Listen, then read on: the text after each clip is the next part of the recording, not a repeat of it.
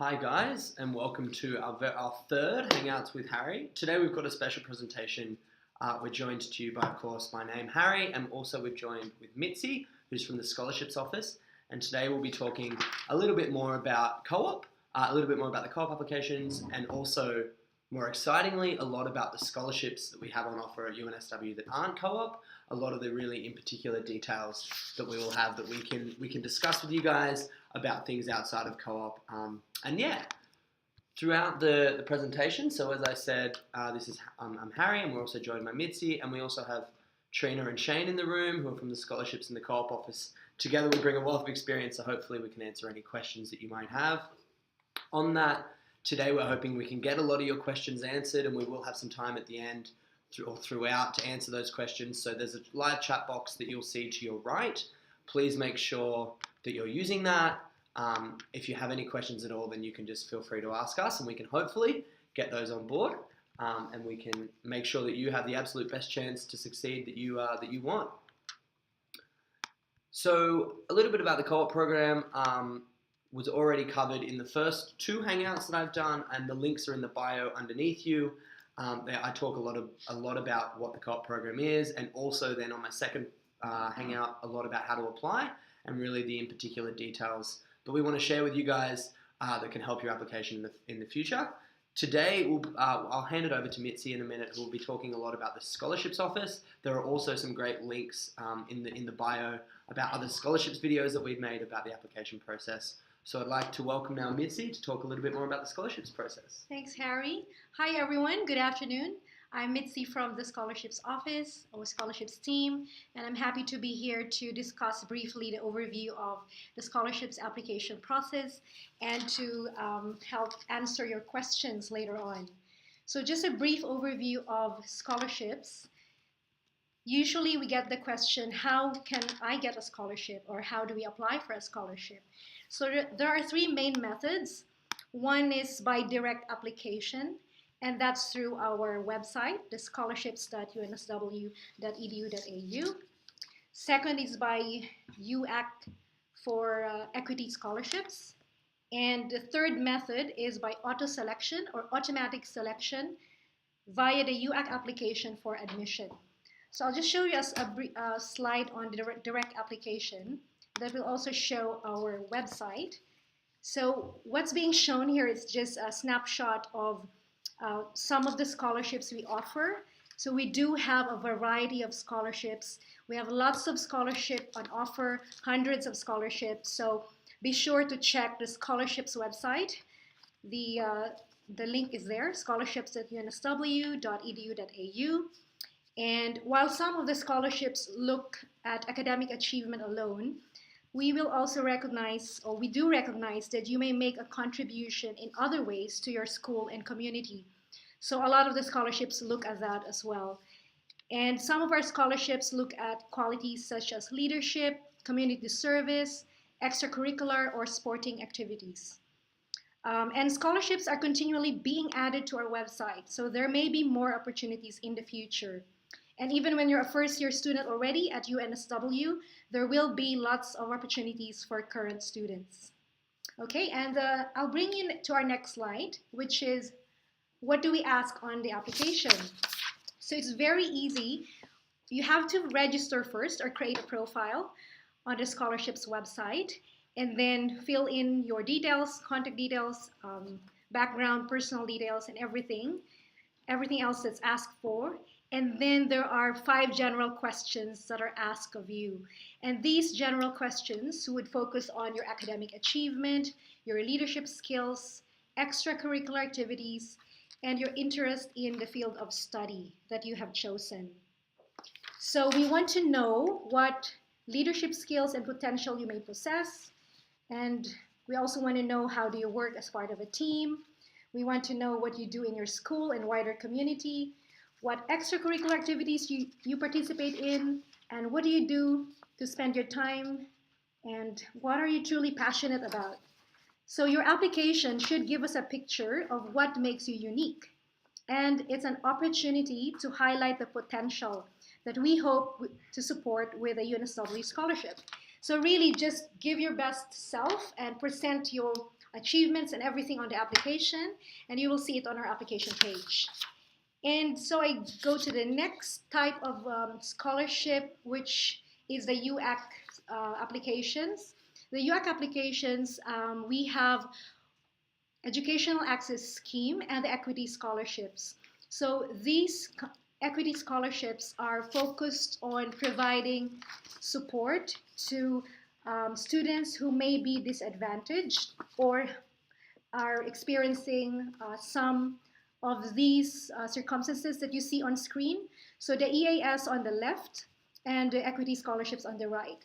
So if you think that any of these circumstances apply to you, you may be eligible to apply for an EAS or equity scholarship. Even if you're already applying for co-op or other merit-based scholarships, you can still apply for equity scholarships or EAS scholarships. And which brings me to the next slide. I'm just gonna give you a brief like a picture of what you can see on the EAS, UAC EAS website. So the link is www.uac.edu.au. It's there on the screen, and you will see the how to apply. And there's actually a PDF form, which you can also see on the right, the blue form. This is actually paper-based. So you have to submit this by post to UAC or by courier. And it's important to ensure that you have included all supporting documentation with the EAS application form, because UAC will not contact you regarding missing or insufficient supporting documentation.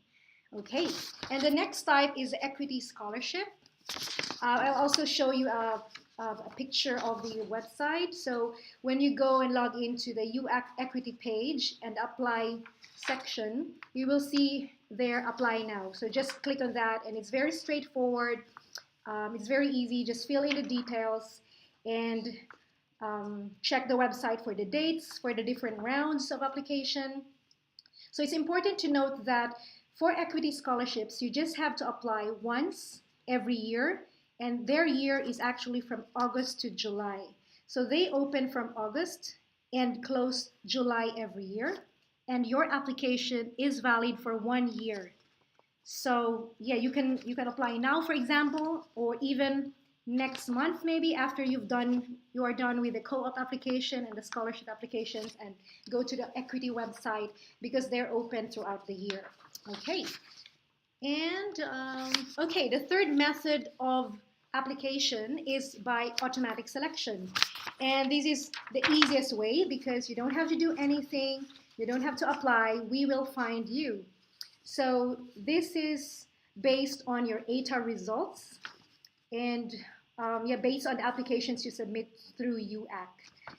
And some of the scholarships here, like the all-rounder scholarship, you may be interested in. This one though, it's automatic, but you have to apply for a merit-based scholarship on our website. The one I discussed earlier, through direct application on the scholarships website. So you won't be automatically considered if you only apply for co-op. So if you want to be considered for all-rounder, because I know most of you are all-rounders, you have to apply as well for any merit-based scholarship on the scholarships website. Okay, and that's it, I think. And yes, another important slide I have here are just some reminders or good things to remember. Of course, check the eligibility and selection criteria and the method of application, which are all detailed on the scholarship ads on our website. And provide comprehensive answers to all the questions, the 5 general questions. It's important to really say everything about yourself, the most important things, and this is the time to really boast about your achievements, as they say, to give us a picture of who you are and how great you are and how wonderful you are. Okay, and give us much time to prepare. So you have 2 weeks from now to finish your applications and submit before the deadline. And you need to provide examples, provide relevant information, we are mostly looking at your Year 11 and Year 12 achievements. So provide examples of those activities or achievements that you have done in the past 2 years.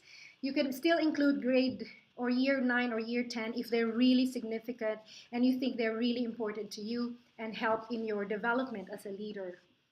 And draft your answers in a Word document first if you want, and because it's easier to then post or paste it to the application portal.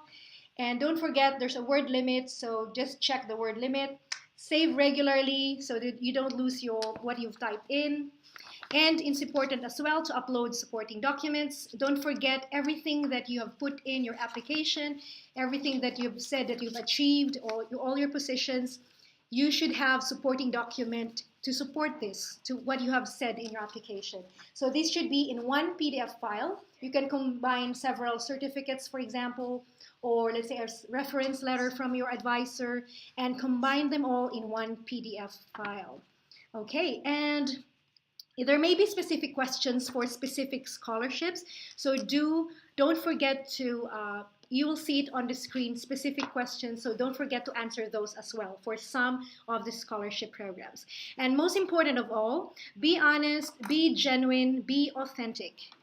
What is unique and sets you apart, you have to let us know. Okay, and thank you guys. And I think, okay, my last or second to the last slide is just to give you a reminder of the closing dates. Similar with co-op, the scholarships scholarships portal for high school leavers, all applications for scholarships will close on 30th of September. We do not accept late applications, so there will be no excuses the following day saying, sorry, my browser didn't work or my computer broke down. No excuses, it should be in by 30th of September. For the EAS, it's 30th of November via UAC website. And for the equity scholarships via UAC, it's the 13th of December. Okay, and just to give you the website again, please do visit our website. I know most of you have been focusing on your co-op applications, which is great, but do visit our website as well, the scholarships website, because there are also other scholarships you can apply for.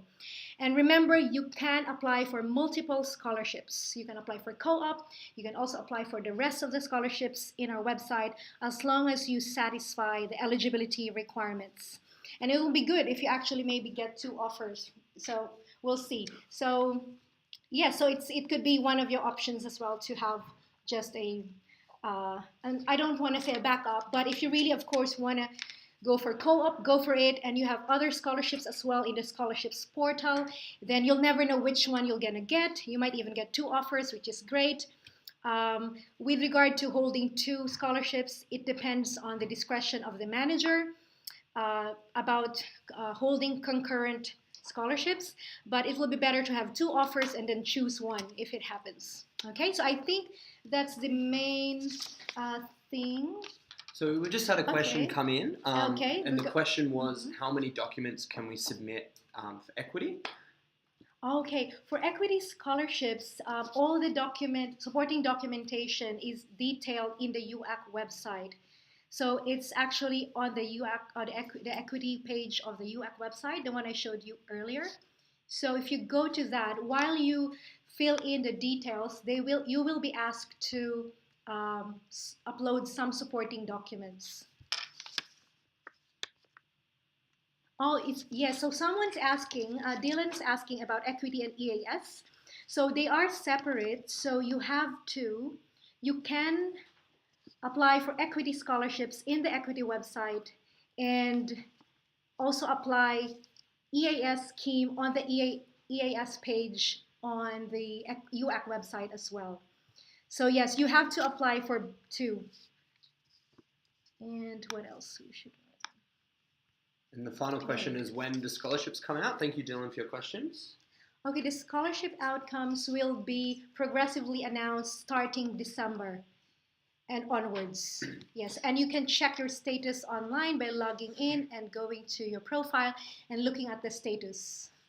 Alrighty, thanks, Dylan. If that didn't answer your question, please write some more comments and we can get back to you again. Hopefully we did that. I'm just talking a little bit more about co-op now, because most of that stuff was super relevant for our co-op applications as well, particularly about saving your work regularly and probably doing it in a Word document so you have access to the fun word tools like spell check, grammar check, and the word counts. The big difference between the dates for the co-op and the scholarships is there's no real difference. They both close on the 30th of September. With co-op, however, there is one little trick, and that is that you must be available on the 23rd and the 24th of November for your interviews. If you're not, unfortunately, then you will be out of the running. So if you've got any holidays planned coming up, I know that's a really busy time. It certainly was for me when I was going through it. Then you should really make sure that you have provisions in place, or that you can kind of work around that. I myself had to fly home for a couple of days and then fly back to where I was on holiday too. So I guess the number one thing that I want to send as a message to anybody watching this, particularly for co-op, but also for the normal scholarship applications, is that the best time to start, if you haven't already, is today. And with co-op, the number one step that you guys need to do is nominate your careers advisor from your school. They have quite a little bit of paperwork they need to fill out, and you must submit that by the 30th of September. If you don't, if you've left that section blank, then unfortunately you'll be out of the running before you even get started, before we even look at your application, which would be such a waste and such a shame. So if you haven't done that now, make sure you jump on that, and then you can get started on your actual application. So we're going to move now towards some questions. We have a few FAQs that we usually get that we're going to talk to, but if you do have any more specific questions, please just comment them in the chat box, and we can kind of be a little bit more live. The first question is, can I still submit my application if my school assessment page is not complete? Yes, absolutely. That's exactly what I was just talking about. But you have to have nominated by the 30th of September. So all you have to do is jump online and nominate somebody. It's then up to them. They have a little longer, but you absolutely need to nominate by the 30th of September.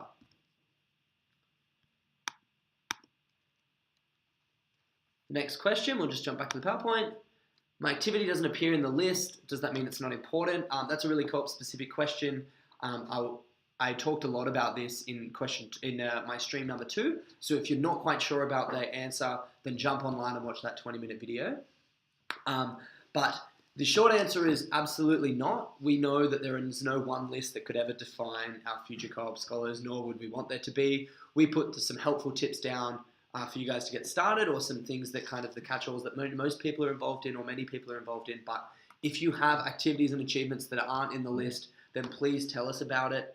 Please, please, please, because that's something that would be really interesting to us, especially if it shows off some of the qualities that we want to see, shows that you're passionate, that you're motivated, that you're engaged in the local community. They're all attributes that we think are really important here at Co-op, and if you haven't included them because it's not in the list, then that would be a real shame. Another question that we often get in the co-op office, what supporting documentation is considered, and should I send you my resume? The answer to that is no. We really only need the contents that we explicitly ask for in your application, which includes your academic results via that table that you will see when you jump online. Please don't send any other documentation. We simply won't review it. That's just kind of the process that we have. However, with the Faculty of Engineering Rural Scholarships and some other scholarships, you might have some additional documentation, like Mitzi talked about with that PDF earlier. Good question. How will I know if my application has been submitted successfully? That's pretty terrifying. If you think it hasn't been submitted, I've been there. It can be quite stressful. Rest assured, our systems are usually very good. Please note, though, I suppose, is that once you submit, you will not be able to make further changes. That is the final, the submit. Once you hit submit, that will be it, and then you'll receive your receipt via an email. If you don't get that, then you've had some problems. Jump online and try and troubleshoot before contacting us. So I guess that's kind of the FAQs that we have. We've got one more question, which is absolutely fantastic.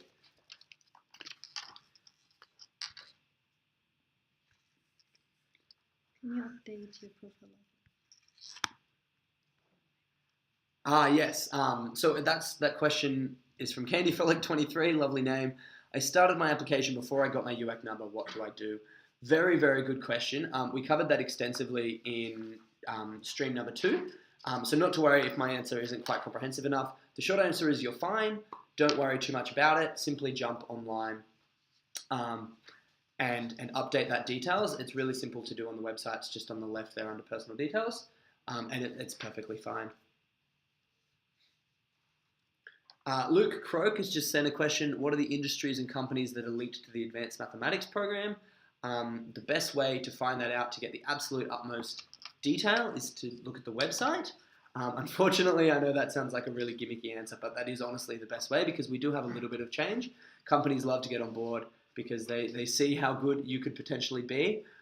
So hopefully you can just jump on the Co-op website. All the companies are listed by program. So if you see just a generic list and you're not quite sure, make sure you jump on the advanced maths or the business information systems or the accounting to look at a really detailed list on which companies you could theoretically be working for. So I guess back to, so we just have one more question from Dylan that I'll let Mitzi answer. Mm-hmm. Are EAS schemes and equity scholarships assessed separately? Yes, they are. So so these are 2 separate applications. And as I showed you in the earlier slide with the different circumstances, they also look at 2 different sets of circumstances. But there are some similarities. So if you are experiencing any of these circumstances, you can apply for both equity and EAS. So yes, they are assessed as well separately. Thanks for the question. Perfect. So if you do have any more questions, I don't think we've got any more so far, but please keep sending them in. I'll just talk a little bit about some of the key tips from my end. If you haven't watched any of the other streams, and this goes as well for both applications for the co-op and for the scholarships, depending on which scholarship you're applying for. The first step, of course, which I've already stressed, is register as soon as you possibly can. Register as soon as you possibly can. Make sure you submit the things that you need to submit straight away, like your student or your school contact. And also just kind of get as many people as you possibly can to review your answers. I'm submitting something now for my own university life, and I'm getting 3 or 4 people, and I'm bugging them like crazy to try and get them to read it. And every single time a new version comes out, my answers are getting stronger and stronger and stronger. So the best way to do that, not the only way, but definitely the best way to do that, is to get as many people as you know, your family, your parents, your friends, to read your answers and to really shape that. And again, it comes back to that point earlier that Mitzi made, is this is your chance to boast. This is your chance to probably do something that certainly I'd never done before, which was to talk about your own achievements. So if that's uncomfortable for you, it's natural, but you really need to make sure that you put the best foot forwards. Otherwise, we simply don't know. So we just had another question come through, which is, does co-op have to be in my UAC preferences? Yes, we also do get this question a lot on the phone inquiries. And yes, it has to be in your preferences, but they usually ask about the rankings. I mean, how do they rank? Some applicants are asking, does co-op have to be number 1, number 2, or what? But our usual answer to that is you have to put in your real preferences, your genuine interests. So it has to be what you really want. So your UAC preferences would show your honest preference or your choice of programs to do in university, and it will really impact on your future. So just put the preferences as you really deem it to be like the genuine one. Am I making sense, Harry? Yeah, absolutely. As someone who experienced a very, very similar conundrum between information systems and engineering, picking scholarships in degrees that you're interested in is probably the step number 1. Co-op scholarships are not easy. You have to work pretty hard, and if you're not passionate about it, you're really not going to enjoy it, and you're not going to get out of it what you really want to get out of it and what you possibly can get out of it. So if you're applying because the co-op sounds amazing, and it is amazing, but you're not really interested in what you're applying for, I'd really urge you to reconsider looking for one of the other programs that we offer or one of the many other scholarships available. That's true. So what you're also saying is if you're only applying just because of the scholarship, then that's not a really good reason to apply. You should really be passionate about the degree you will be doing or the program you'll be doing. Exactly. And let me tell you, after experience, 3.5 years at uni, it's quite a significant amount of time, 18 months work experience. It's quite a significant amount of time. For me, it went by so quickly because I was loving what I was doing. But for others, that's not the case, and that's really going to not be a good part of your life. The second question we had from Luke was that when you work as an intern, is the scholarship money considered payment for the time, or is it like work experience? The answer to that is that co-op scholarships are paid the same rate, whether or not you're studying, whether or not you're on holidays, or whether or not you're at work on industry placement. It's $18,000 throughout the whole 4 years, paid fortnightly, pretty standard across the whole thing.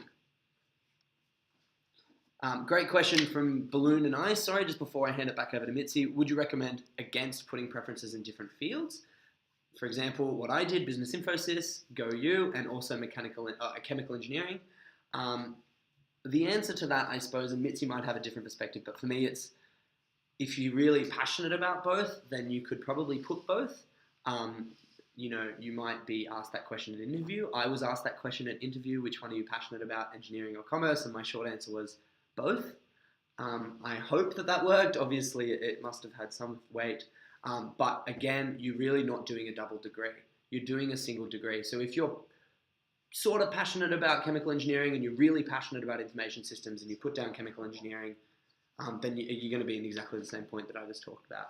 What's your perspective on that, Mitzi? And I think, yes, some also are maybe concerned about, let's say, putting co-op, all the co-op preferences, for example, because they really want co-op.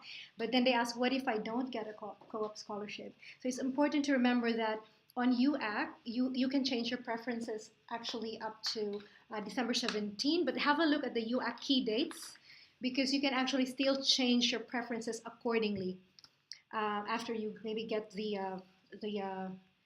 confirmation that you got a scholarship or not. You can still change your preferences. Yeah, so I think someone wants to Carolyn clarify. Frost had a good question about engineering preferences. As far as I'm aware, co-op, the real ones that have the particular UAC preferences are the business degrees. Mechanical engineering, or all the types of engineering don't have particular UAC codes. Yeah, but just for them to put the right code or UAC code, they should just have a look as well on the scholarships. The co-op website under programs. The UAC code for engineering co-op is there, but usually it's the same as the engineering honors. So It's the same. It's not a particular co-op code, but yeah, just double check as well. Yeah, it is. However, note that it is for information systems and accounting and marketing and business degrees, as on the website. Mm-hmm. So we just had a great question from Lydia, which is one I certainly faced, and that is, how do you boast about yourself without sounding overconfident? Very, very good question, and for me, being 18 years old and not having done that before, it was definitely something I was worried about. The short answer is, I suppose, not being afraid to let your true self come out and to really highlight your achievements.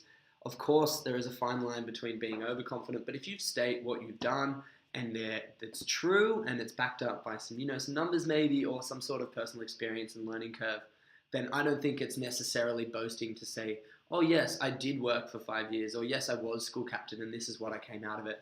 It doesn't come across as overconfident to state facts, to come across and say, yes, these are the things I did and I'm really passionate about this and I really loved doing this, or this part of my life was a little bit scary and a little bit hard, but I had a really great learning curve come out of that and that changed my future perspective, or something like that. So there's ways to frame your achievements in a nice way and in a successful way without being overconfident. There's of course a way to be overconfident about it, but I wouldn't get you to write up in your application process that you were the best school captain to have ever gone through your high school and that you're ducks by a million, but definitely state your facts and be confident.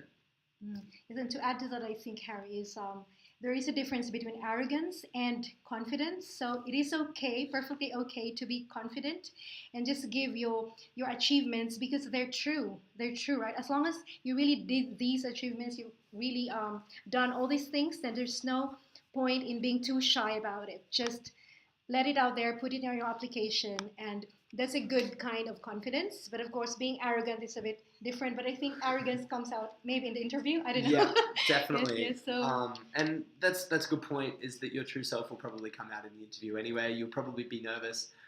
So if you're come across as arrogant, in the application, you'll probably come across as arrogant in the interview. And if you accidentally come across as arrogant in the application and you don't come across as arrogant in the interview, then that will obviously hold more weight than necessarily just your application. Sorry about having the slideshow up the whole time. I didn't really realize that. Hopefully you've enjoyed seeing our faces for the last 10 seconds, even though we've probably had some more questions that we could have put up our face. Is there still a question?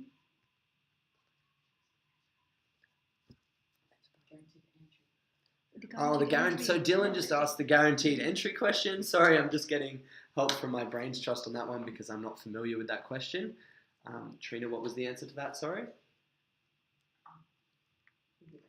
Alrighty. So Dylan, please email us that particular question. That's a really great question. The email is in the link below. Co-op ROG. Be careful, there's not two P's there. And we can really reply to you in more detail about your specific circumstances and get back to you. With Balloon and Ice, once the interview stage is reached, is the individual's application irrelevant? No, absolutely not. Remembering that these guys at probably interview a lot of people that day, so having the application in front of them is a really great way for them to remember who you were. And also, if you've included a nice photo, which I definitely recommend you do, it's a good way to put your achievements to the face that they remember from the interview. On that, I definitely recommend that you put your photo in the application, make sure it's a nice one. I spoke a little bit about that in an earlier presentation as well. Don't put up something that you wouldn't want your boss to see or a future scholarships office to see, but definitely a nice headshot if you can. As you saw on mine, it was up earlier on the slides. And your application, would you want your application to be irrelevant? It was a really great chance for you to demonstrate what you're good at, so you wouldn't want it to be thrown out the window for the sake of a 20-minute interview. Just with balloons and ice question, does she also mean that once you've reached interview stage, everything's now zero, we are now on equal footing again, and then the application previously is irrelevant? Is that what maybe she's trying to say? And I think the answer there is no, because the total package is looked at. Your interview application, the interview itself, your answers to the general questions in your application page, your interview, it's all like the whole package, right? Yeah. Everything. Oh, I don't know, maybe I just, kind of interpreted it that way. On that photo, Balloons and Ice, does the photo need to be on a white background? No, not really. There's no requirement in that sense to make sure that it's on a white background. We do recommend that it's kind of that, if you can see that. A headshot, kind of, not obviously don't take it from here because that would just be weird. Make sure there's a little bit of neck and shoulders in there, but not too much. In terms of the background, it really doesn't matter as long as it's kind of clear. Yeah, Balloon said, yes, that's what I meant. Perfect. Okay. Alrighty. So we'll just give everyone another 30 seconds or so to post any questions that they would like in the chat box. Otherwise, we'll kind of end the presentation here. We hope that this has been a really helpful 30 minutes or so. We hope that we've answered all the questions that you might have had. If you haven't had your questions answered, or if you're watching this later, please make sure to look down the bottom and email us or watch the videos previously. Morgan Ridley Smith just posted, is a school photo okay? If you like your school photo, that is perfect. That is an absolutely fantastic example of a headshot that's usually framed really nicely and usually has good lighting. So we definitely recommend school photos if you like it. Yeah. And just a last reminder as well. Remember the 30th of September, the deadline, and that's the date for both scholarships and co-op. I know most of you now are focusing on co-op, but you still also, once you finish your co-op, actually some of the application questions are similar, very similar. So you can still apply for scholarships, because I'm just thinking of the hundreds of scholarships waiting for you. So don't forget to absolutely apply as well. Definitely. The scholarships website. You just go to the scholarships site and also submit everything by September 30, the same deadline. Yeah. And on the submission dates, just before we got the answer to the last couple of questions, it's really important, if you haven't already, to nominate your school's contact, your careers advisor. That is step number 1 to do today. If you haven't done it, it really doesn't take much time. The last 2 questions, I guess, before we sign off. Balloons and Ice. Do you know how many engineering sponsors there are for 2018? It changes roughly, so please make sure that you're checking the website and looking at the number of sponsors. That usually gives a good indicator. Some sponsors have multiple spots because they love us so much. Others only take one. So that's kind of a really nice guide for you, but please make sure to kind of go there as a first port of call. The second question was from Harrison. Nice name. That's my name. I understand it's on the website, but what would the minimum ATAR need to be looked at as a potential candidate? For co-op, I'll talk about, and then we can hand it over to Mitzi. The hard and fast line on that is that it's a 96 ATAR. But you would notice, for those of you eagle-eyed, that 30th of September is much before you get your ATAR results. So the one thing that I say above all else is that if you think that this is something you're interested in, that you would be a good candidate, and you are looking at somewhere in kind of the early 90s, you think 96 might be a stretch, the worst possible scenario is that you get a 97 because you did amazing in the HSC and you haven't applied. So if it's in the realm, if you think you're up there, if you think you've got a chance, then please apply, because nothing bad can come of this application. Even if you get an interview and you don't get the ATAR, then it's a great way for you to get some interview practice, some application practice. So if you're worried about getting 96 and you're looking at maybe you think I'll only get 93, 92, apply anyway. No harm in doing that. Yes, and with the scholarship side, the general scholarships, it varies from program to program or scholarship to scholarship, but there's no minimum that's written on the ad. Usually it would just say academic merit. So it will also depend on the cohort or the pool of applicants, so how strong you are compared to other candidates or applicants. So it varies, and in the engineering, this is a women in engineering, rural scholarships, should be in the 90s. Roughly in the 90s. So so there is no hard and fast rule with regard to minimum ATAR for scholarships. As long as you have a good ATAR, just apply. And as you said, Harry, you'll never know what you're gonna get, and so just apply. Because you might be pleasantly surprised that you get actually a high ATAR, higher than you expected. So just apply. There's no harm. It's free. Scholarship application is free. So just put in your applications. Yeah, totally. We'll be waiting for those applications. Couldn't agree more. Just the final question that Harrison asked was also with the cadetship side of the degree, what you do during the cadetship and how much free time you have during the degree. Brilliant question, and that really goes to the heart of what co-op's about. What you do during the cadetship depends obviously on what subjects you've chosen and what program you've chosen, and also which company you're working for. And the short answer to that is it depends. I guess the great thing that I would say is that you'd be surprised how much trust that employers place in you and how much responsibility you're given. My first placement was at Origin Energy. I was 19. I'd never worked in a professional environment, and here I am being asked to do real valuable work that the impacts are still being felt today of my 6 months there, which is something that is so unbelievably cool and makes me so passionate about getting up every morning and going to Origin, because I really felt like I was doing valuable work. What that work looks like, it really depends, of course, but the good news is that you have the ability and you have the skills and you have the support to either learn what you need to learn and execute, or just to execute. And then another couple of questions, balloons and ice. Unfortunately, the answer is yes to that question. If I was considered quite high after the interview stage, but just fell short of the ATAR, yes, you would be out of the running. Unfortunately, 96 is a really hard kind of line in the sand. And Morgan Ridley Smith, are there any example interview questions anywhere to practice or to prepare? No, we don't have any resources like that. We kind of want you guys to think holistically. But one thing that I would say in terms of preparation is, for me as well, a big thing is to learn about the STAR technique. Morgan, if you haven't heard of that, it's a really great option or a way to frame your answers that keeps you concise, that conveys the messages you want to convey, and then also kind of shows off the best way possible.